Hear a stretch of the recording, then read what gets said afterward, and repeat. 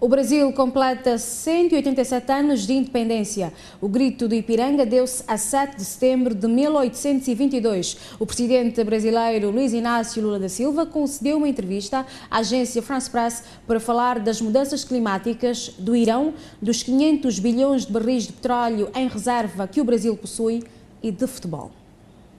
O presidente Luiz Inácio Lula da Silva defendeu em entrevista à AFP que é necessário que se esgotem todas as opções diplomáticas disponíveis para convencer o Irão a desistir do seu programa nuclear, oferecendo-se para discutir o tema durante a visita à Brasília do presidente iraniano Mahmoud Ahmadinejad, que pode acontecer ainda este mês. Eu acho que antes da gente fazer sanção, eu acho que a gente deveria esgotar todos os limites da diplomacia. Veja, eu acho que nós precisamos convencer eles politicamente. O que não pode é ficar encostando eles na parede.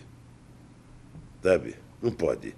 Essa política de tudo ou nada não existe. O principal assessor de Lula para assuntos internacionais, Marco Aurélio Garcia, destacou recentemente que o presidente americano Barack Obama pediu ao Brasil que exerça um papel de moderador com o governo iraniano, e o próprio ministro israelita das Relações Exteriores, Avigdor Lieberman, que esteve em Brasília há 2 semanas, disse que o Brasil poderia desempenhar este papel. Contrariando a maioria das potências ocidentais, o Brasil reconheceu os resultados das eleições iranianas de junho, marcadas pela vitória de Ahmadinejad e por violentos protestos organizados pela oposição, que denunciou a existência de fraudes.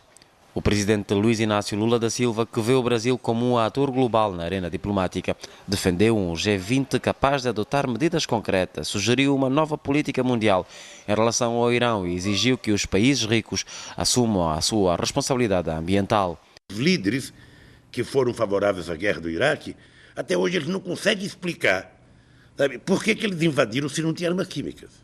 Então, eu estou vendo que a coisa começa a andar do mesmo jeito para o Irã. Com uma das maiores economias emergentes do mundo, membro do G20 e ator-chave nas negociações no âmbito da Organização Mundial do Comércio, OMC, e candidato a uma vaga no Conselho de Segurança da ONU, o Brasil agora é também dono de gigantescas reservas de petróleo que fortalecem o seu perfil global. Eu não sei se eu vou estar vivo para ver isso acontecer no Brasil, mas eu acho que o Brasil tem que, no século XXI, se transformar numa grande potência.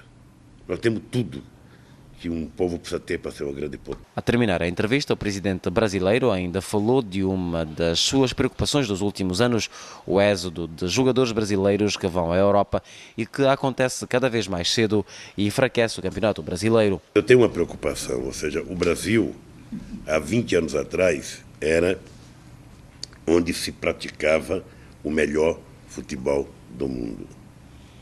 Hoje o melhor futebol do mundo é praticado na Espanha, é praticado na Inglaterra, é praticado na Itália, é praticado na França, por jogadores brasileiros, por jogadores argentinos, por jogadores latino-americanos.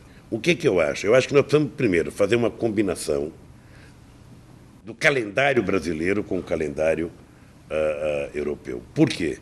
Porque você não pode desmontar um time no meio do campeonato.